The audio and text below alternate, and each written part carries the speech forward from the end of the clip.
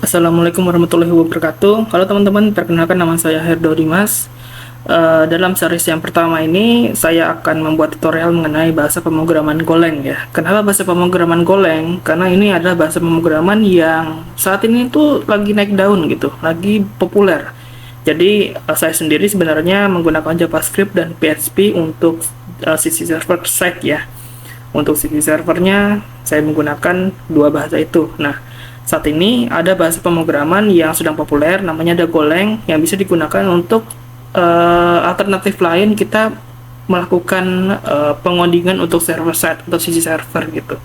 Nah, kalau misalnya kita lihat dari ring TOB ini lumayan populer ya, bahasa pemrograman Golang, artinya banyak developer yang menggunakan bahasa ini untuk bagian sisi server side. Nah, oke, yang pertama ini kita akan belajar mengenai variabel, beberapa cara menginisiasi variabel di dalam bahasa pemrograman Golang, tetapi kita tidak terlalu dalam ya, karena ini adalah episode pertama dan maunya yang santai-santai dulu lah gitu. Nanti nextnya baru kita mulai hardcore untuk belajar mengenai bahasa pemrograman Golang. Nah, yang pertama yang akan kita lakukan adalah kita menggunakan Visual Studio Code. Jadi kalau kalian belum punya Visual Studio Code, kalian bisa install dulu di device laptop kalian, dan kita akan buat satu file namanya variable gitu. Nah, kita ke arah menu file, terus new file. Di sini kita akan membuat sebuah file. Nah, di sini kita bikin, kalau saya sendiri sudah bikin foldernya namanya Golang gitu. Nah, di sini kita bikin file variable dengan ekstensinya Go gitu. Jadi ini ciri khas bahasa pemrograman Go, itu ekstensinya Go ya.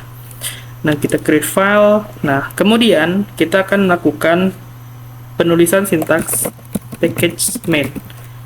Package main, kemudian kita import fmt. Nanti mungkin ada penjelasan tersendiri mengenai yang kita tulis sekarang ini.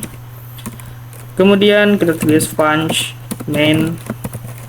Nah, untuk file-file untuk sintaks-sintaks, maksud saya untuk sintaks dari Go sendiri, itu executable-nya di dalam function main ini.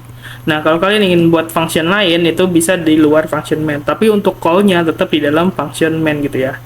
Nah, oke, jadi kita akan membuat variabel. Jadi variabel sendiri itu bisa diinisiasi dengan beberapa cara. Ada yang inferred, ada yang non-inferred. Nah, kalau yang inferred dulu deh. Kalau yang inferred ini artinya adalah tipe data dari value-nya itu ditentukan dari sistemnya sendiri, dari Golang-nya sendiri. Contohnya misal seperti ini, kita punya var, kemudian nama variabelnya angka dengan value-nya 1.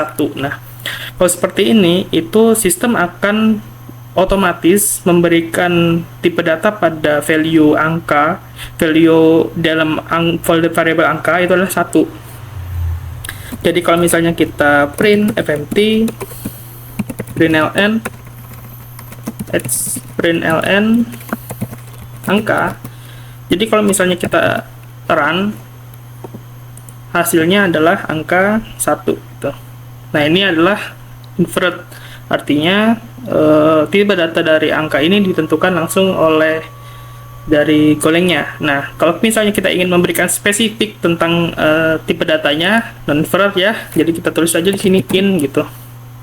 Atau misalnya kita ingin isinya itu adalah string, jadi string di sini pakai tanda petik ya, ciri khas dari string itu 1 gitu misalnya.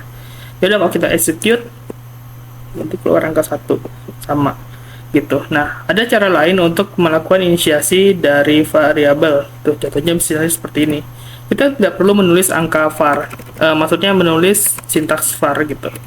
Kita juga nggak perlu menulis tipe datanya di sini. Kita cukup menulis titik 2 assign atau sama dengan, nah langsung angka 1 itu string atau in gitu. Kok in nggak perlu pakai tanda petik ya. Nah, kalau misalnya kita run, sama hasilnya keluar angka 1. Misalnya di sini kita ganti 2 ya, biar lebih terlihat perbedaannya di terminal. Nah, langsung keluar outputnya 2 tuh. Nah, ini adalah beberapa cara untuk bisa melakukan inisiasi variabel di dalam bahasa pemrograman Golang. Oke, mungkin segitu dulu untuk video yang pertama ini. Cukup singkat ya. Jadi ini adalah pembukaan episode series Golang di channel YouTube ini. Terima kasih atas perhatiannya. Sampai ketemu di video selanjutnya.